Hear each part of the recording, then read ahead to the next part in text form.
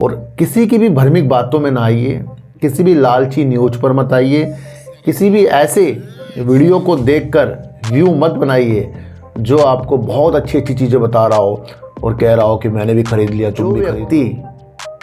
ना कमाकर खुद को बचा ले, ना कमाकर भी खुद को बचा ले और अपना पैसा बचा ले, वो आगे उसका माइंड खुला रहता है। शेयर बाजार है, अगर जो इसको ज़्यादा माइंड पर लेगा दिमाग भी खराब हो जाता है इसमें, फिर सोचता नहीं बंदा चल लो से बुक करो, ख़त्म करो।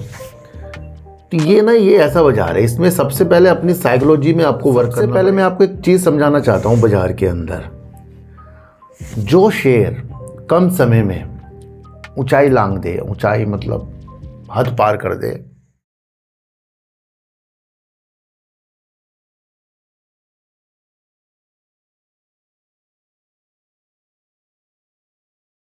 नमस्कार, मैं स्वागत करता हूं आपका अपने ही चैनल पर जिसका नाम है सार्थक बाजार से।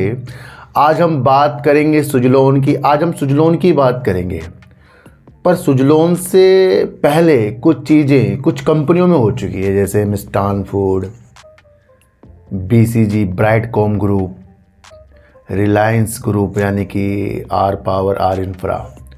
कुछ चीज़ें उनके साथ भी हो चुकी है जहां पर सेबी ने एक्शन लिया।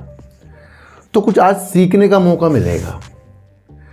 दोस्तों, सबसे पहले मैं आपको एक चीज़ समझाना चाहता हूं। बाजार के अंदर जो शेयर कम समय में ऊंचाई लांघ दे, ऊंचाई मतलब हद पार कर दे, उस शेयर के अंदर अधिकतर मैंने ये देखा है कि बाद में कुछ ना कुछ धोखाधड़ी, भ्रमिक वित्तीय विवरण या प्रमोटर और इसके निदेशक डायरेक्टर वित्तीय अपने जो भी उनके रिजल्ट है उससे पहले अपनी शेयरों की खरीदारी करना, बाद में बेचना, इस तरीके से चीज़ें बाद में निकल कर आ जाती हैं।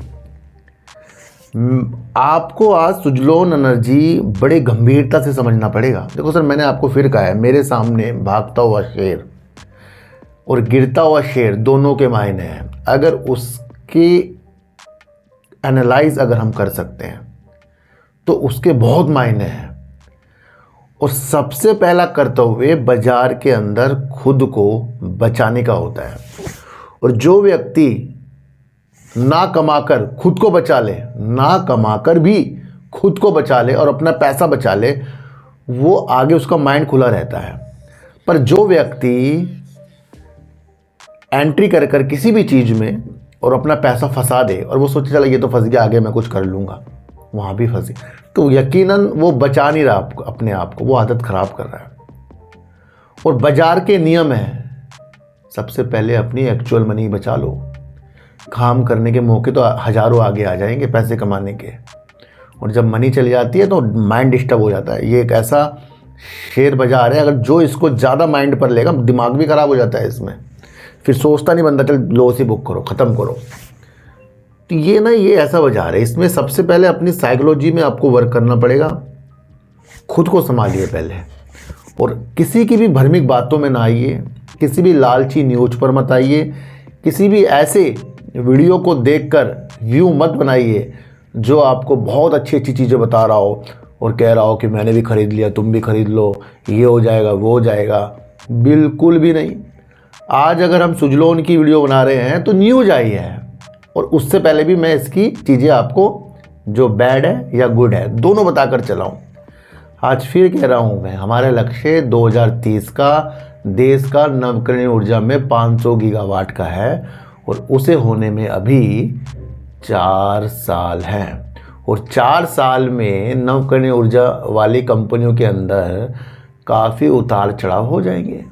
तो जो आपके टारगेट हैं उसको सोचना है आपको।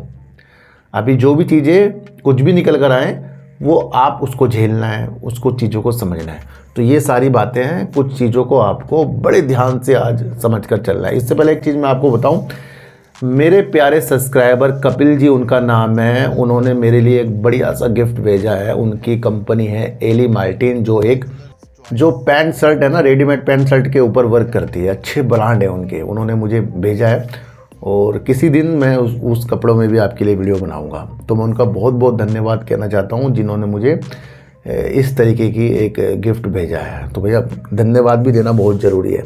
वैसे उन्होंने मना करा था कि मत बताना, मैं फिर भी बता रहा हूँ कि मुझे ये खुशी होती है कि कोई मुझे इतना प्यार भी कर रहा है। तो एली मार्टिन है, आप नेट में भी सर्च कर सकते हैं, अच्छे ब्रांड उनके आते हैं। और मैं यहाँ भी थोड़ी सी आपको एक झलक दिखा दूँगा, बाकी फिर मैं आपको किसी दिन कपड़े पहन के उसके बारे में दिखाऊँगा, तो ये भी आप समझ कर चले। देखो सर, सबसे पहले चीज़ों को समझें। मिष्टान फूड के अंदर भी जब हम छोटे निवेशक उसके अंदर गए, मैं तो नहीं गया ना, मतलब बता रहा हूँ। देखो सर, एक चीज़ मैं आपको बता दूँ, ब्राइडकॉम ग्रुप भी मेरे पास था, मिष्टान फूड भी मैंने लिया था, फिर प्रॉफिट में ही निकाल दिया था। अब ना सुजलॉन है मेरे पास, ना ब्राइडकॉम ग्रुप है, ना मेरे पास मिष्टान फूड है। मैं आपको फिर बता दूँ, क्योंकि मैं तो रणनीतियों पे वर्क करता हूँ। मिष्टान फूड का शेयर भी ऊपर गया था। ऊपर जाने के बाद जांच हुई कि इसके प्रमोटर और इसके निदेशक ने कुछ हेरा फेरी की है, जिससे हम जैसे निवेशक भ्रमित हुए और उन्होंने अपना पैसा इस कंपनी में लगाया। कुछ भी चीज़ें उन्होंने की हो गई। तो एक कारण ये समझ लो कि मिष्टान फूड का इस कारण से गिरना था क्योंकि उसके अंदर सेबी की जांच हुई थी। समझते जाना। दूसरा कारण समझो आर पावर आर इंफ्रा का, उसके ऊपर ईडी सीबीआई ये सब मसले चले। कब चले? जब इनके शेयर ऊपर थे। और वो कौन से मसले थे? पुराने मसले थे, यानी कि उसके अंदर भी कुछ धोखाधड़ी वाली चीज़ें हुई थी। तीसरी कंपनी सुनो, बीसीजी ब्राइडकॉम ग्रुप, जो कंपनी की सेल अगर हम देखें, फंडामेंटल अगर आप कंपनी का देखेंगे बीसीजी का, बहुत बेस्ट। अच्छा, ये वो कंपनी है जो एक बार शेयर बाजार से हट भी गई थी, फिर दोबारा से लिस्ट हुई है। और जब ये हट गई थी उस वक्त मेरे पास इसके शेयर थे, मैं आपको बताऊं, पर एक विश्वास था कि कहीं ना कहीं दोबारा आएगी। पर जैसे ही इसने जैसे अपना ओपन हुआ तो फिर मैंने उस वक्त अपना प्रॉफिट बुक किया था।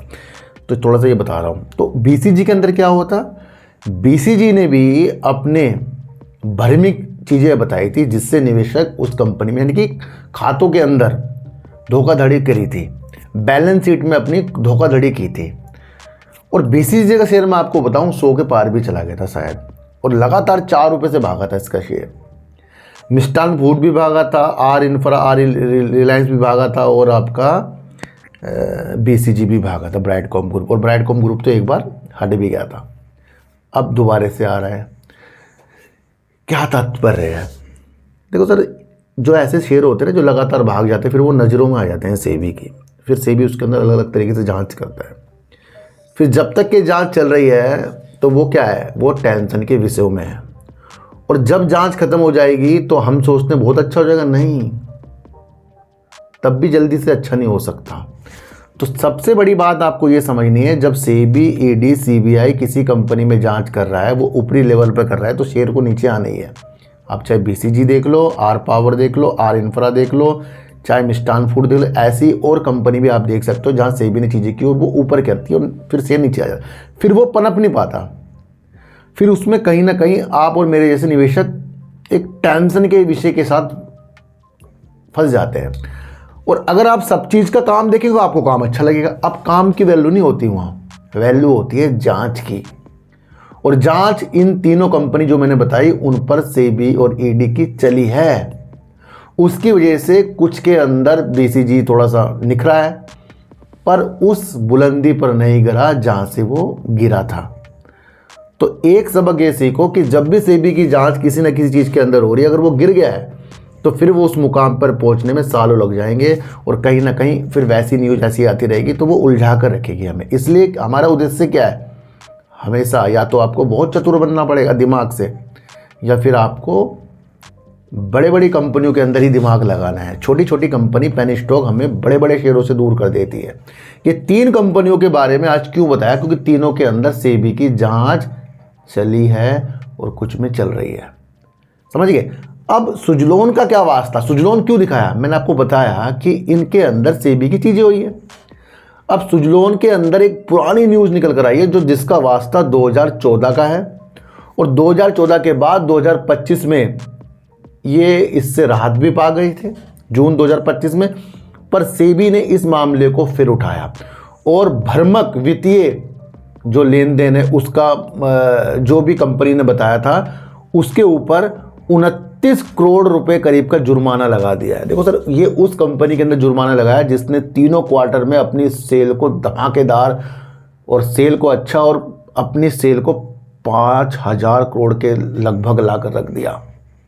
उसके ऊपर अब सेबी का एक डंडा चला है। अब ये डंडा टेढ़ा है या ये डंडा ही ख़त्म हो जाएगा, इस बात को सोचना है। देखो सर, जुर्माना लग गया, किस वजह से लगा है वो गंभीर विषय है। अगर जुर्माना 29 करोड़ का कंपनी जिस तरीके से 45 दिन के अंदर कंपनी है वो सेबी कह रहा देना पड़ेगा, अगर कंपनी ने 45 दिन के अंदर दे दिया और ये मसला ही ख़त्म हो गया तो कोई टेंशन का विषय नहीं है। समझो मैं क्या कह रहा हूँ। अगर ये मसला ही ख़त्म हो गया सिर्फ जुर्माना लगकर तो फिर कोई टेंशन नहीं हो सकती। पर अगर ये चीज़ें और उछलती गई, न्यूज़ में आती गई, तो ये सुजलोन को बस आप समझ लो कि ये सुजलोन के लिए बड़ा निगेटिव हो गया है। अब लोग कहेंगे सर आप तो निगेटिव बता रहे हो। मैंने दोनों चीज़ बताई आपको कि अगर ये जुर्माना यहीं ख़त्म होता है तो कोई टेंशन नहीं। अगर ये चीज़ें और बढ़ जाती हैं, सेबी और जांच करता है और अलग चीज़ें होती हैं, तो ये आपको समझना है कि सुजलोन का शेयर आज भी टॉप पर है और अदर कंपनियों के जब शेयर टॉप पर थे आज वो कहाँ पर है ना। और अगर आपका उद्देश्य देश की प्रगति पर है तो वो इसका काम सब कुछ सेल सब कुछ सही है, पर काम के अंदर प्रॉब्लम कौन ला देता है जब इस तरीके से चीज़ें धोखाधड़ी वाली कंपनी पहले करती है या अब करती है। तो ये वो मसले हैं। सोचो कि अगर ये 29 करोड़ रुपए देकर जो जुर्माना सेबी ने लगाया है तो इसको कोई टेंशन नहीं है। फिर मैं आपको कह रहा हूँ क्योंकि लिखने वाले फिर उस हिसाब से लिखते हैं। मैंने आपको इस एनालाइज बताई है करके। अब इसको एक एक लाइन आपको सुजलोन की समझनी है क्योंकि पूरी मैं पढ़कर सुनाऊंगा फिर उसके बारे में बताऊंगा। फिर कह रहा हूं अगर ये जुर्माने वाली चीज़ यहीं ख़त्म हो जाती है तो सही, अगर ये उठती है तो ये तो आपको ही देखना है। फिर चीज़ों को समझ कर चलना पड़ेगा। तो माइंड अगर हम डेवलप करेंगे अपना, साइकोलॉजी को समझेंगे तभी वीडियो समझ में आएगी। वरना छोटे छोटे निवेशक जो होते हैं, हम जैसे निवेशक, उसमें से कुछ ऐसे निवेशक होते हैं जो सोचते हैं कि नहीं मुझे यही करोड़पति करेगा, मुझे यही करोड़पति करेगा, मुझे वो करोड़पति करेगा। जो इस तरीके से सोचते हैं वो कभी पैसा नहीं कमा सकते, पैसा डुबाते हैं। तो इसलिए बाज़ार में जो न्यूज़ आ रही है उसके एनालाइज करना सीखो। मैं फिर कह रहा हूँ, मेरा कोई भी मकसद इसको बेचना खरीदने का बिल्कुल भी नहीं है। मकसद मेरा यह है कि जो न्यूज़ आ रही है उसको आपको सही तरीके से आपको बताया जाए। सेबी ने भ्रमक क्या होता है कि मतलब लोगों को गुमराह करना, वित्तीय विवरण देने के लिए सुजलोन एनर्जी पर, ये जो एक लाइन है ना, वित्तीय विवरण देना, भ्रमक देना, ये अपने आप में बहुत निगेटिव है अगर इसे कोई समझे। क्योंकि इस चीज़ से आप और मैं निवेश करते हैं। मान लो बीसीजी ने अपना जो भी बैलेंस शीट वो पहले दे रहा था, जो उसने बेकार दी थी, तो उसने तो दे दी और हमने वो पढ़ ली, भले वो गलत थी पर हमारे लिए क्या थी वो, जब तक हमें ना पता हो हमारे लिए अच्छी है ना। क्योंकि हमारा और आपका निवेश जो कंपनी अपने बारे में लिख रही है, बता रही है, उस पर होता है। अब वही चीज़ फ्रॉड बता दे तो इसमें तो हम फंस जाएंगे फिर कि कंपनी ने कोई चीज़ की नहीं और वो कह रहे भाई मैंने तो ये कर ली है, तो उसमें हम फंसते हैं ना फिर। तो वो ये मामले होते हैं, इसको आपको बड़े गंभीरता से सुनना है। 29 करोड़ रुपए का जुर्माना लगाया, प्रमोटर और अधिकारियों पर भी जुर्माना लगाया गया है। देखो सर, सेबी ने सुजलोन एनर्जी पर करीब 29 करोड़ रुपए का जुर्माना लगाया क्योंकि कंपनी ने सहायक कंपनियों से जुड़े, जो इसकी सहायक कंपनी है उससे जुड़े लेन देन की एक श्रृंखला थी। बड़ा चढ़ाकर पेश किए गए मुनाफे और अपर्याप्त खुलासे के माध्यम से अपनी वित्तीय स्थिति को गलत तरीके से प्रस्तुत किया था। ये बड़ा निगेटिव स्थितियां हैं, मैं आपको फिर बता रहा हूँ। 29 मई को जारी 96 पृष्ठों के आदेश में सेबी ने माना कि सुजलोन और उसके कई पूर्व अधिकारियों ने सेबी अधिनियम, PFUTP विनियमों, लिस्टिंग विनियमों और प्रकटीकरण मानदंडों के प्रावधानों का उल्लंघन किया है। समझ निगेटिव आ रहा है। और इस तरीके से ये सारी चीज़ें जो हैं करीब 29 करोड़ का जुर्माना लगा दिया गया। जो लगाया गया वो आप यहाँ पढ़ सकते हैं, किस किस पे जुर्माना अलग से भी लगा है ये भी आप यहाँ पढ़ सकते हैं। ये आदेश जून 2025 में पारित एक पूर्व निर्णय जो हो गया था, भैया हो गया, सब कुछ सही हो गया, उसके ऊपर था। लेकिन ये निष्कर्ष निकलता है कि कंपनी और अधिकारियों के खिलाफ कई उल्लंघन साबित हुए हैं। तो ये मामला फिर से निकल कर आ गया। ये मामला दिसंबर 2019 में हुआ था। ये सेबी को मिली एक गुमनाम शिकायत, किसी ने सेबी को गुमनाम शिकायत भेज दी कि भैया कंपनी में ये चीज़ें हुई थी, जिसमें सुजलोन के सहायक कंपनियों और सहयोगी कंपनियों के साथ लेन देन में अनियमितताओं का आरोप लगाया गया था। वित्त वर्ष 2015 से वित्त वर्ष 2020 और वित्त वर्ष 2021 की पहली 3 तिमाहियों को कवर करते हुए एक फोरेंसिक ऑडिट और जांच के बाद सेबी ने सहायक कंपनियों से जुड़े लेन देन, हानि, उलटफेर, आकस्मिक देनदारी और कंपनी के वित्तीय विवरण में खुलासे की जांच की है। ये सब बहुत गहरी जांच के बाद ये चीज़ें निकल कर आई हैं। तो ये मैं आपको बता दूं, ये सुजलोन एनर्जी के लिए बहुत निगेटिव न्यूज़ है। 29 करोड़ का जुर्माना अगर आप सोच रहे हैं कम है, और ये 1 करोड़ का भी जुर्माना होता ना तब भी वो कम नहीं था, क्योंकि ये जांच हुई है जहां पर कुछ चीज़ें बढ़ा चढ़ाकर चीज़ें की गई हैं और वित्तीय जो विवरण दिया है वो भ्रामक है। यहाँ 1 लाख या 29 करोड़ मत देखो, यहाँ देखो जांच किस चीज़ पर हुई है ना। तो चोरी जो होती है भैया, चाहे 1 रुपये की हो चाहे 100 रुपये की हो, चोरी चोरी होती है। 2014 का मामला है। परिचालन और रखरखाव सेवाओं के कारोबार को सहायक company Suzlon global services limited को हस्तांतरित करने से है, नहीं किसी कंपनी के द्वारा इसकी एक कंपनी के द्वारा कुछ हस्तांतरित किया गया था। सेबी ने पाया, देखो सर आप समझो कितना बड़ा जोल हुआ है। सेबी ने पाया कि लगभग 77 करोड़ रुपए मूल्य का ये कारोबार था। 77 करोड़ मूल्य का ये जो चीज़ें की थी वो कारोबार था। सिर्फ सहायक कंपनी को 2000 करोड़ रुपए हस्तांतरित किया गया था। 77 करोड़ की चीज़ों के बारे में 2000 करोड़ की चीज़ें हस्तांतरित कर दी, जिससे परिणाम स्वरूप सुजलोन का 1922 करोड़ लगभग का लेखा लाभ हुआ है। यानी कि 77 करोड़ की चीज़ 2000 करोड़ में दिखाकर 1922 करोड़ का लाभ की स्थितियाँ दिखा दी।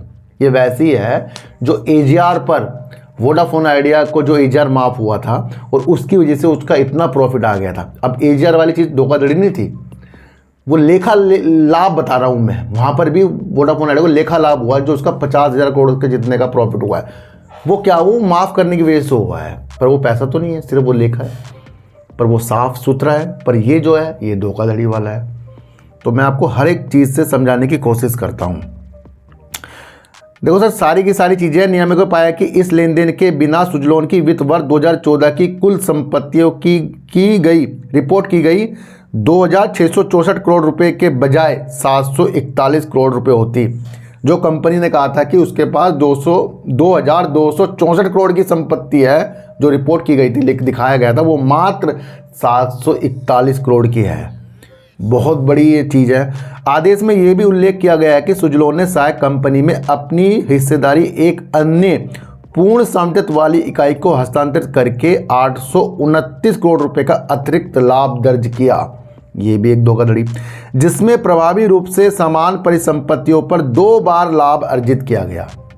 एक ही चीज से 2 बार लाभ अर्जित किया गया। सेबी ने निष्कर्ष निकाला कि इन लेन देनों से कंपनी को मजबूत वित्तीय स्थिति प्रस्तुत करने और इक्विटी जारी करने तथा पुनर्गठन के माध्यम से धन जुटाने में सहायता मिली है। अब ये आप समझ सकते हैं कि एक अन्य महत्वपूर्ण, ये एक मुद्दे नहीं कई मुद्दे श्रृंखला है। ये एक अन्य महत्वपूर्ण मुद्दे विदेशी सहायक कंपनी द्वारा लिए गए ऋणों से संबंधित stand by letter of credit से जुड़ा था। सेबी ने पाया कि लगभग 4050 करोड़ रुपए की आकस्मिक देनदारियां, जिसका खुलासा वित्त वर्ष 2027 में किया गया था, बीमा अनुबंधों से संबंधित एक लेखा मानक के तहत पुनर्वर्गीकरण, यानी कि एक पुनर्वर्गीकरण का मतलब होता है कि एक चीज़ चल रही है उसे दोबारा से किसी और इस तरफ शिफ्ट करना, समझ रहे। जैसे कि प्रमोटर अपनी हिस्सेदारी को बेच रहा है तो वो प्रमोटर नहीं रहेगा, वो किसी और पर जा रही है। इसी तरीके से जो चीज़ चल रही है तो उसे कहीं और शिफ्ट करना। बाद वित्त वर्ष 2018 की आकस्मिक देनदारी संबंधित घोषणाओं से हटा दी गई थी, बाद में इसको हटा भी दिया गया था। नियामक ने माना कि लेखा प्रक्रिया उचित नहीं थी और इससे कंपनी की वित्तीय देनदारियों का खुलासा काफ़ी हद तक हो गया है। तो ये बहुत बड़ी न्यूज़ है जिसे आपको समझ कर चलना पड़ेगा। देखो सर, आज ये सारी चीज़ें इसके वर्डिंग के अनुसार क्यों है, क्योंकि ये न्यूज़ को आपको समझाना बहुत ज़रूरी है, इसलिए मैंने सोचा आज सूची लोन पर वीडियो बनाऊंगा। सेबी ने दंड के औचित्य को स्पष्ट करते हुए कहा कि भैया सेबी का जो दंड था उसका क्या मतलब था। सूचीबद्ध इकाई की वित्तीय विवरण और खुलासे वे आधार होते हैं। समझो कि जो कंपनी बाजार में लिस्ट है उसका जो वित्तीय विवरण है, उसकी बैलेंस शीट है और खुलासे वह आधार होते हैं, वो एक ऐसी चीज होती है जिन पर निवेशक और बाजार भागीदारी ऐसी इकाई की वित्तीय स्थिति और संभावना का आकलन करते हैं। यानी कि अगर मैं और बड़े निवेशक किसी में निवेश कर रहे हैं तो उसकी वो वित्तीय विवरण जो है उसको देखकर करते हैं। जैसे बीसीजी में कुछ लोग जो फंसे हैं, उसके जो समझदार भी थे वो भी फंसे हैं उसके अंदर, क्योंकि उन्होंने उसकी बैलेंस शीट देखी और बैलेंस शीट में कुछ हेराफेरी थी। यही वो चीज़ है कि ये जो चीज़ है इससे निवेशक और जो भी निवेश करने वाले हैं, जो बाजार है, वो देखता है कि भैया इसकी ये सारी चीज़ें थी तो इसलिए कर लिया। ये मामले पुराने हैं, पर ये सेबी कह रहा है कि इससे भ्रमित तो लोग हुए हैं। नियामक ने कहा कि यद्यपि अनुपातहीन लाभ और निवेशक हानि को सटीक रूप से निर्धारित नहीं किया, यानी कि जितना भी लाभ और हानि हुआ इसे बता नहीं सकते किन लोगों ने लाभ कमाया, किन्होंने नहीं कमाया, फिर भी उल्लंघन गंभीर थे क्योंकि वे निवेशकों द्वारा भरोसा की जाने वाली वित्तीय जानकारी के प्रकाशन और प्रसार से संबंधित थी। तो साफ शब्दों में यह है कि सुजलोन ने अपने वित्तीय विवरण जो दिए वो एक भ्रमक थे, उसके द्वारा उसमें निवेश हुआ और ये कहीं ना कहीं सेबी के अनुसार बड़ा एक जुर्म है जिसपे ये चीज़ें हो रही हैं। साफ सीधों में ये बात है। धोखाधड़ी और अनुचित व्यापार प्रथाओं, जानकारी छिपाने और लिस्टिंग दायित्वों के उल्लंघन से संबंधित प्रावधानों के तहत ये दंड लगाए गए हैं। नोटिस प्राप्त करने वालों को आदेश प्राप्त होने के 45 दिनों के भीतर दंड का भुगतान करने का निर्देश दिया गया है। अब आप समझो कि मैं आपको फिर कह रहा हूँ, ये सारी चीज़ें थी निगेटिव हैं। ये तब तक निगेटिव हैं जब तक कि ये 29 करोड़ रुपए का जुर्माना नहीं देते, और जुर्माना लेकर अगर सेबी शांत बैठ गया तो ये सुजलोन के लिए सही है, उन्होंने दे दिया तो ये सुजलोन के लिए सही है। अगर इसके अंदर सेबी और जांच करता है तो क्या हो जाएगा, सुजलोन के लिए टेंशन हो जाएगी। अगर ये 29 करोड़ नहीं देता, कहता कि मैं तो कोर्ट में इसको चीज़ें करूँगा, तो क्या होगा, तब ये लंबा खींचेगा। तो दोनों तरफ आपको देखना है। आज कीजिए, जिनके पास भी सुजलोन एनर्जी का बहुत अच्छा समझ रहे हैं तो उनको सोचना है कि ये जो जुर्माना लगाया है ये किसी धोखाधड़ी के हिसाब से लगाया है। अब ये सुजलोन अगर दे दे तो टेंशन ख़त्म, कुछ बात ही नहीं है। तो बहुत संभल कर आपको बाजार के अंदर अब सुजलोन को देखकर चलना पड़ेगा जब तक कि ये न्यूज़ इसके साथ लग रही है। निपटारा हो गया तो वो अलग बात है। तो आज की वीडियो आपको कैसे लगी एक बार मुझे ज़रूर बताना। किसी को भी खरीदने बेचने की नीतियाँ मेरे चैनल पर बिल्कुल भी नहीं है। मेरा कोई टेलीग्राम, कोई व्हाट्सएप ग्रुप नहीं है, ना ही आज तक मैंने बनाया। तो सच्ची वीडियो देखिए, अच्छी वीडियो देखिए, समझ कर देखिए, चीटी को आटा दीजिए, गाय को रोटी दीजिए और अपने बच्चों को ज़्यादा से ज़्यादा प्यार कीजिए, क्योंकि बच्चे ही आपकी मासूमियत से किस्मत पलटेंगे। तो फिर मिलेंगे आपसे नई वीडियो के साथ, जब तक के लिए नमस्कार।